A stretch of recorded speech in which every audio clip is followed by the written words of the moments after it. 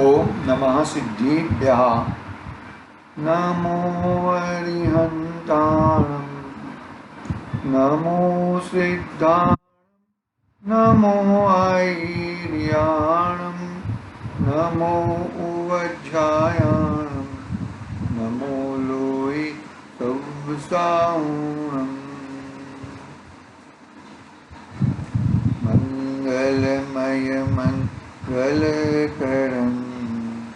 वीतराग विज्ञान नमो ताहि जाते भई अरिहंतादिमः नमः श्रीवर्धमानाय निर्दुत्मकलिलात्मने सालोकानं त्रिलोकानं तद्विद्या दर्पणयति चेतिले चेतन चेत्या विना केम चालसी।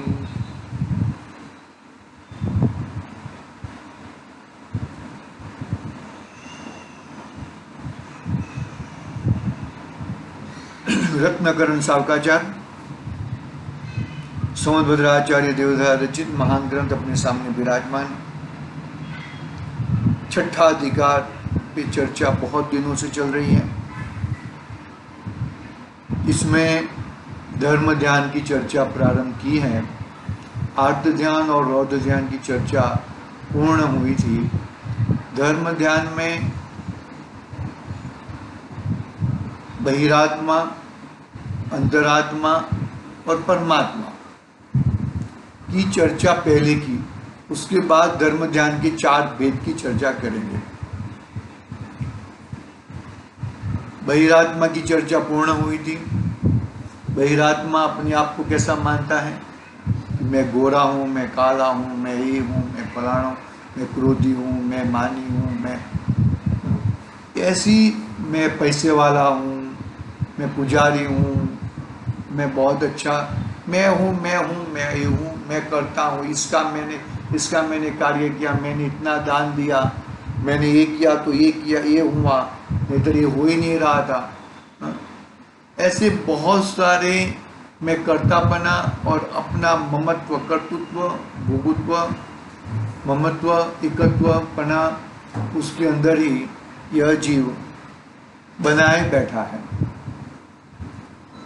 हकीकत में वो है ज्ञाता दृष्टा, स्वभाव से ज्ञान स्वभावी है। वो बात याद नहीं रखता, ऐसा नहीं है, वो बात उसको पल्ले ही नहीं पड़ती।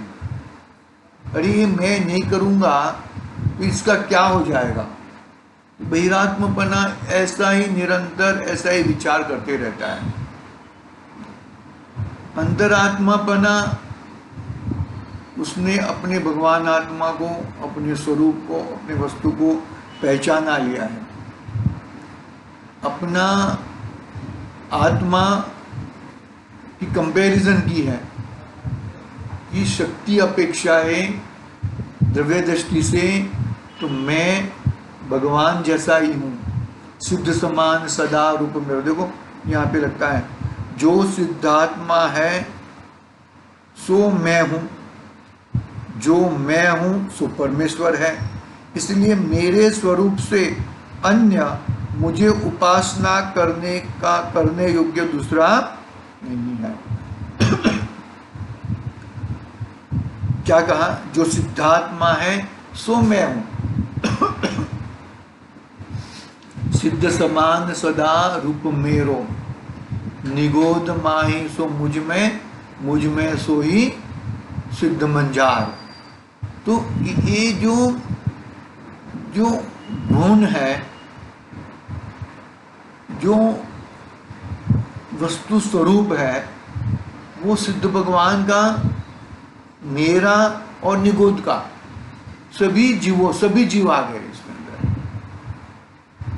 एक समान है स्वरूप की अपेक्षा से, द्रव्य दृष्टि की अपेक्षा से, लेकिन वो सिद्ध भगवान ने वो जो द्रव्य दृष्टि है वो पर्याय में प्रकट कर ली है और पूर्ण सिद्ध द्रव्य मोक्ष पूर्वक पूर्ण सिद्ध हो चुके हैं। जिसने अपने स्वभाव को देखा है, चतुर्गुणस्था जिसने प्रकट किया है, वो भाव मोक्ष है, दृष्टि मुक्त हो गया है, भाव मोक्ष उसको हो गया है, अंदर स्वभाव से उसको मालूम पड़ गया है। ऐसा अंतरात्मा है। ये अंतरात्मा तक वो मेरा ध्येय नहीं है, अंतरात्मा तक रहना। अंतरात्मा तो एक बीच में एक पड़ाव है। मुझे तो परमात्मा बनना है, परमात्मा ही मेरा स्वरूप है। जो ब्रह्म रहित होकर देह से भिन्न आत्मा को नहीं जानता, ब्रह्म रहित होकर देह से भिन्न आत्मा को नहीं जानता, वह तीव्र तप करता हुआ भी कर्म के बंधन से नहीं छूटता। जो वेद विज्ञान रूप अमृत से आनंदित है, वह बहुत तप करता हुआ भी शरीर से उत्पन्न क्लेश से खेद को प्राप्त नहीं होता। जिसका चित्त राग द्वेष आदि मल से रहित निर्मल है, वही अपने स्वरूप को सम्यक रूप से जानता है, अन्य किसी हेतु से नहीं जान सकता। क्या कहा यहाँ पे? जो ब्रह्म रहित होकर देह से भिन्न आत्मा को नहीं जानता, वह तीव्र तप करता हुआ भी कर्म के बंधन से नहीं छूटता। जो वेद विज्ञान रूप अमृत से आनंदित है, वह बहुत तप करता हुआ भी शरीर से उत्पन्न क्लेश से खेद को प्राप्त नहीं होता। जिसका चित्त राग द्वेष आदि मल से रहित निर्मल है, वही अपने स्वरूप को सम्यक रूप से जानता है, अन्य किसी हेतु से नहीं जान सकता। अपने चित्त को विकल्प रहित करना ही परम तत्व है। अपने चित्त को विकल्प रहित करना ही परम तत्व है तथा अनेक विकल्पों से उपद्रवित करना ही अनर्थ है, तथा अनेक विकल्पों से उपद्रवित करना ही अनर्थ है। अतः सम्यक तत्व ही सिद्धि के लिए चित्त को विकल्प रहित करो। जो अज्ञान से उपद्रवित चित्त है, वह अपने स्वरूप से छूटा हुआ है। जिसके चित्त में वेद विज्ञान बसा हुआ है, वह परमात्मा तत्व को साक्षात दिखता है। यदि उत्तम पुरुषों का मन मोह कर्म के वश से कभी रागादि से तिरस्कृत हो जाए, तो उन्हें अपने चित्त को आत्म तत्व के चिंतन में लगाकर रागादि का तिरस्कार कर देना चाहिए।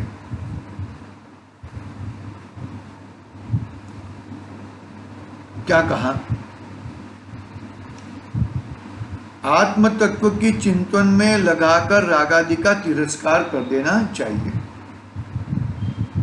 किसका तिरस्कार करना है? अनादि से किसका तिरस्कार करते आया है? अनादि से रागादि को पुरस्कृत कर रहा है। ये इतना राग तो होना चाहिए, ये राग कार्यकारी है, ये राग नहीं रहेगा तो कैसा चलेगा, ये ऐसा द्वेष करेगा तो ही काम होएगा। ऐसा कर के आत्मा का तिरस्कार करते आ रहा है अनादि से। लेकिन अभी क्या है? यदि उत्तम पुरुषों का मन मोह कर्म से वश से कभी रागादि से तिरस्कृत हो जाए, तो उन्हें अपने चित्त को आत्म तत्व के चिंतन में लगाकर रागादि का तिरस्कार कर देना चाहिए। क्या कहा? अपने चित्त को आत्म तत्व में चिंतन करके, आत्मचिंतन मतलब मन को इधर उधर न भटकाकर बुद्धि पूर्वक मन को आत्म तत्व में लगाना है। मन तो एक छठी फैसिलिटी है, मन से कार्य होएगा ऐसा नहीं है। लेकिन मन में यदि आत्मचिंतन विकल्प पूर्वक आत्मचिंतन है तो वो आत्मचिंतन काम कर सकेगा, वो आत्मचिंतन तुम्हारा कार्य होएगा, बाकी काम होने वाला नहीं है। अज्ञानी आत्मा जिस शरीर में रागी हो रहा है उस शरीर से अपनी बुद्धि को बलपूर्वक वापस लौटाकर चिदानंदमय निज स्वरूप में युक्त कर देने से शरीर से प्रीति छूट जाती है। अपने आत्मज्ञान के भ्रम से उत्पन्न दुख आत्मा का ज्ञान करने से ही नष्ट होता है। आत्मज्ञान रहित जीव का संसार परिभ्रमण बहुत तप से भी छेदा नहीं जा सकता। बहिरात्मा तथा अंतरात्मा, बहिरात्मा तथा अंतरात्मा में अंतर। बहिरात्मा अपने लिए रूप, आयु, बल, धनादि संपदा चाहता है। अंतरात्मा आयु, बल, धनादि से अपने को छुड़ाना चाहता है। बहिरात्मा वो सब अपने पास रखना चाहता है और अंतरात्मा इनसे मैं कैसे छुटकारा पालूं, तेरा है तो तू लेके जाता है, मुझे नहीं चाहिए। बहुत पुरुषार्थ लगता है भैया। रोड पे एक 50,000 की गड्डी पड़ी है, एक पूरा बंडल पड़ा है।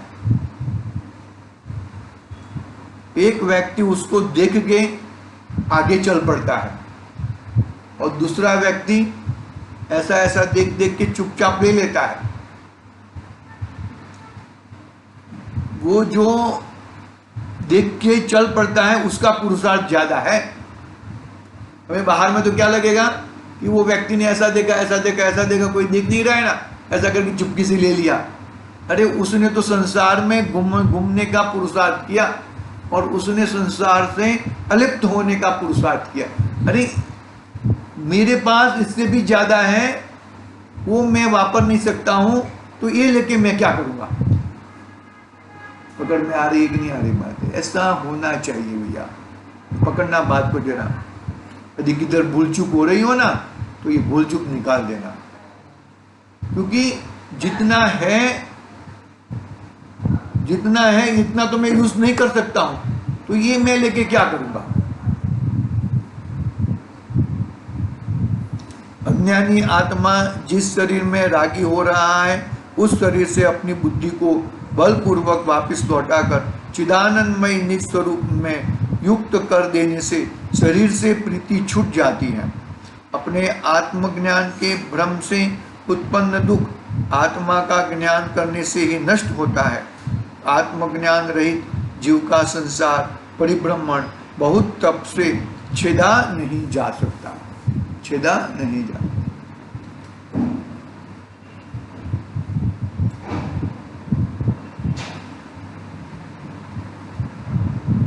बहिरात्मा तथा अंतरात्मा में अंतर। बहिरात्मा और अंतरात्मा में क्या अंतर है वो बताते हैं। इसका अगला पैराग्राफ वापिस एक बार पढ़ते हैं। अज्ञानी आत्मा जिस शरीर में रागी हो रहा है उस शरीर से अपनी बुद्धि को बलपूर्वक वापिस लौटाकर चिदानंदमय निज स्वरूप में युक्त कर देने से शरीर से प्रीति छूट जाती है।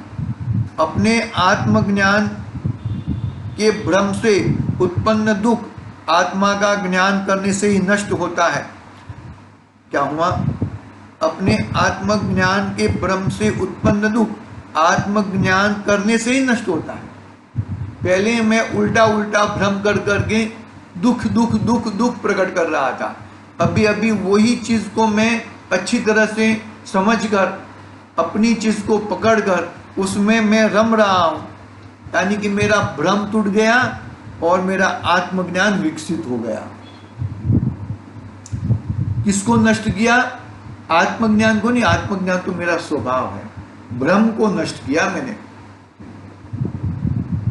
आत्मज्ञान रहित जीव का संसार परिभ्रमण बहुत तप से भी छेदा नहीं जा सकता। जो आत्मज्ञान रहित है वो जीव कितना भी कोटि तप तपे तो भी वो मोक्ष को, धर्म को प्राप्त कर सकता नहीं है। क्यों नहीं कर सकता? क्योंकि उसकी दिशा उल्टी है। उसकी दिशा मोक्ष की तरफ नहीं है, उसकी दिशा संसार तरफ है। हाँ, ये पैराग्राफ वापिस पढ़ा। और बहिरात्मा तथा अंतरात्मा में अंतर। बहिरात्मा अपने लिए रूप, आयु, बल, धनादि संपदा चाहता है और अंतरात्मा आयु, बल, धनादि से अपने को छुड़ाना चाहता है। वो इकट्ठा करना चाहता है, ये लेके जाओ लेके जाओ लेके जाओ, ये मेरी जरूरत नहीं है। अज्ञानी धन, शरीर आदि पुद्गल में आत्मबुद्धि करके अपने को बांधता है। अंतरात्मा अपने स्वरूप में आत्मबुद्धि करके बंधन से छूट जाता है। अज्ञानी धन, शरीर आदि पुद्गल में आत्मबुद्धि करके अपने को बांधा है, ये मेरा है, मैं ऐसा करके रखूं, मैं वैसा करके रखूं। घर को बरोबर लॉक किया कि नहीं किया, अंदर वो पड़ा है, अंदर ये पड़ा है, सब कुछ चला जाएगा। अंतरात्मा अपने स्वरूप में आत्मबुद्धि करके बंधन से छूट जाता है। बंधन से एक छूटता है और एक बंधन में गहना गहना अंदर चले जाता है। कितनी ताकत होनी चाहिए देखो। हाथी का जीव, पारसनाथ भगवान का हाथी का जीव, सम्यक्त्व के पहले और सम्यक्त्व के बाद। सम्यक्त्व के पहले कितना उधम मचाया था और अरविंद मुनिराज को देखकर सम्यक्त्व के बाद कितना शांत हो गया। एक कीचड़ में, बड़े खड्डे में अंदर घुस जाता है, बाहर निकल नहीं सकता, लेकिन आकुलता नहीं है, शांति है, परम शांतता वर्तती रही है। एकदम शांति शांति समाधि मरण वाली बात कर रहा है वो। और उतने में वो कमट का जीव सर को आया और उसको डस लिया। बात यहां पर कितनी जबरदस्त बात है।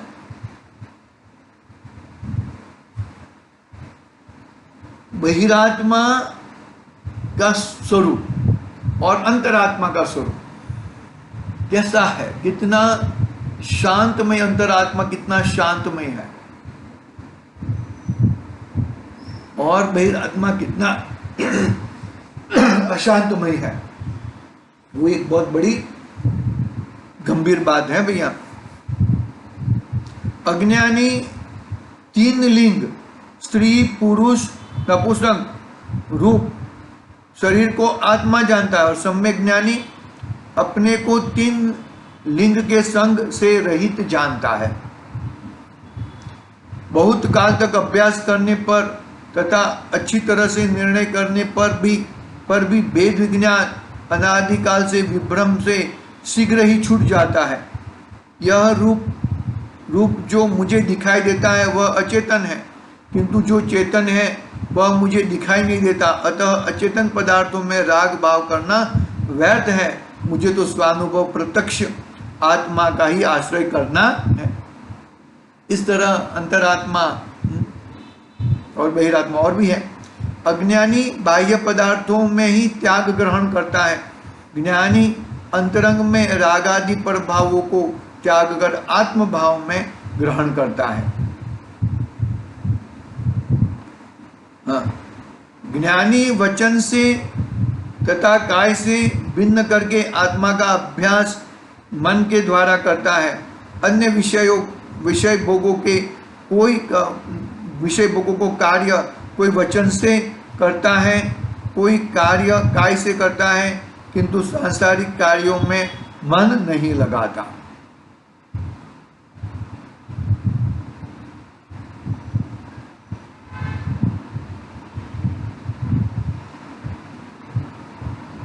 आत्मा का अभ्यास मन के द्वारा करता है। शुरू में मन से ही ये सब चीज मेरी है, वो मन के हिसाब से ही करता है और ये सब मेरी चीजें नहीं है, वो मन के द्वारा उसको छूटता है। लेकिन मन से आत्मा का अभ्यास मन के द्वारा करता है। अन्य विषय भोगों के कार्य कोई वचन से करता है, कोई काय से करता है, किंतु सांसारिक कार्यों में मन नहीं लगाता। सांसारिक कार्यों में मन लगाता नहीं है। मन तो एक ही है, मन वचन काया। तो मन वचन काया कहाँ पे लगाता है? मन वचन काया पर पदार्थों में नहीं लगता, अपने आत्म पदार्थों में लगाता है।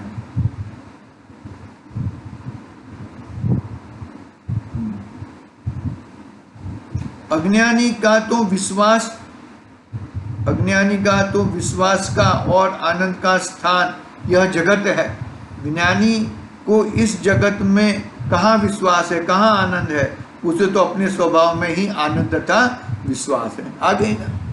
मतलब शुरू में मन वचन काय संबंधी उपयोगिता होती है, लेकिन मन से भी आत्मा पकड़ में नहीं आता, वचन से भी नहीं आता और काय से भी पकड़ में नहीं आता।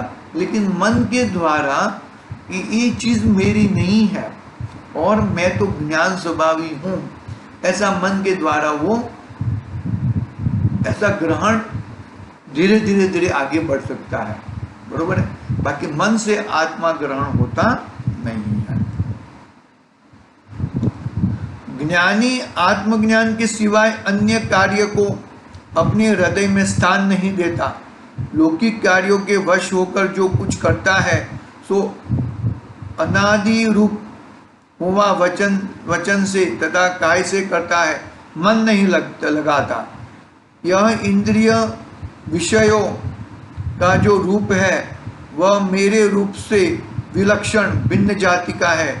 मेरा रूप तो आनंद से परिपूर्ण ज्ञान ज्योतिमय है।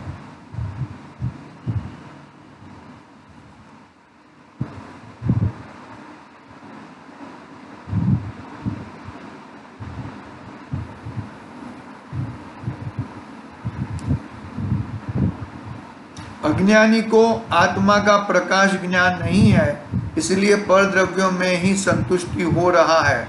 ज्ञानी बाहर की वस्तु में भ्रम रहित होकर अपने स्वरूप में ही संतुष्ट है। जब तक मन वचन काया को अपना स्वरूप मानता है तब तक संसार परिभ्रमण है। देहादि से भेद विज्ञान होने पर संसार का अभाव होता है। जब तक मन वचन काया को अपना स्वरूप मानता है, देखो आगे बात में, मन वचन काया को अपना स्वरूप मानता है तब तक संसार परिभ्रमण ही है। देहादि से भेद विज्ञान होने पर संसार का अभाव होता है। वस्त्र जीर्ण, क्या हुआ? एक मिनट,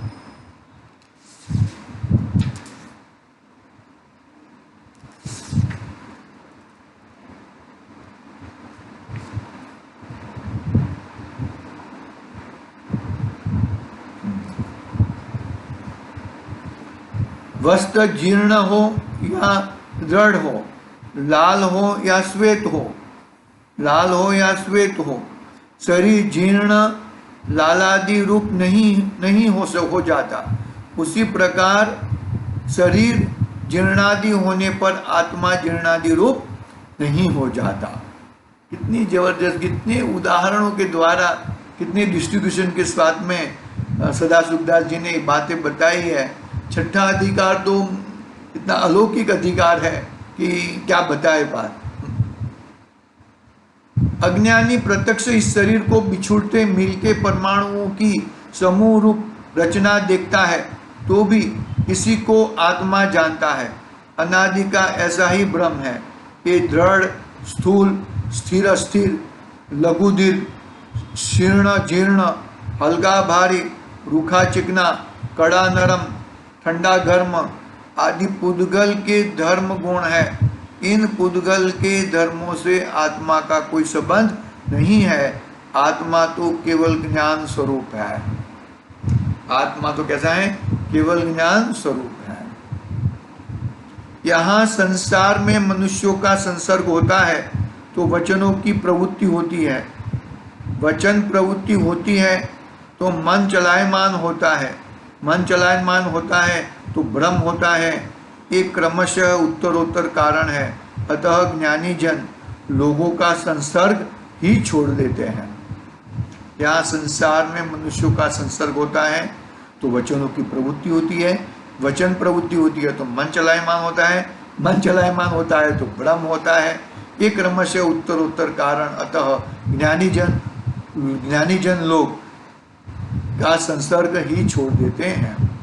अज्ञानी बहिरात्मा अपना निवास नगर में, ग्राम में, पर्वत में, वनादि में जानता है, किंतु ज्ञानी अंतरात्मा तो अपना निवास अपने अंतर में ही भ्रम रहित मानता है।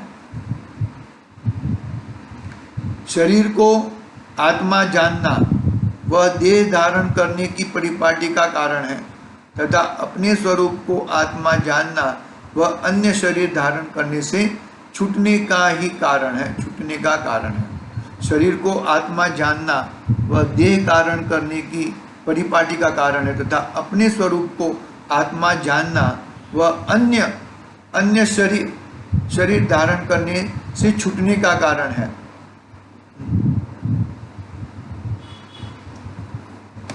यह आत्मा स्वयं ही अपना मोक्ष करता है तथा स्वयं ही विपरीत चलकर संसार बढ़ाता है। अतः अपना गुरु भी आप स्वयं ही है तथा बैरी भी आप स्वयं ही है, अन्य तो बाह्य निमित्त मात्र है। कितनी जबरदस्त बात बता दी। ऐसी ऐसी बातें आ रही है कि क्या बताए। देखो वापिस पढ़ लेता हूं मैं। शरीर को आत्मा जानना वह देह धारण करने की परिपाटी का कारण है तथा अपने स्वरूप को आत्मा जानना वह अन्य शरीर धारण करने से छूटने का कारण है। अपने स्वरूप को अन्य शरीर धारण करने से छूटने का कारण है। यह आत्मा स्वयं ही अपना मोक्ष करता है तथा स्वयं ही विपरीत चलकर अपना संसार बढ़ाता है। अतः अपना गुरु भी आप स्वयं ही हैं तथा बैरी भी आप स्वयं हैं, अन्य तो बाह्य निमित्त मात्र है, अन्य तो बाह्य निमित्त मात्र है। इस तरह आज की बात यहाँ पे पूरी करते हैं, आगे की बात कल करेंगे। और भी बहुत सारे ये पॉइंट याद करने जैसे हैं, बहुत ही जबरदस्त पॉइंट बताए हैं। आत्मा और बहिरात्मा, अंतरात्मा और बहिरात्मा का कैसा कैसा अलग अलग, अंतरात्मा कैसा सोचता है और बहिरात्मा कैसा सोचता है, इस तरह की बातें यहाँ पर की हैं। बहुत सुंदर बातें हैं, आगे की बात कल करेंगे। ओम नमः शिवाय। निज निधि निज में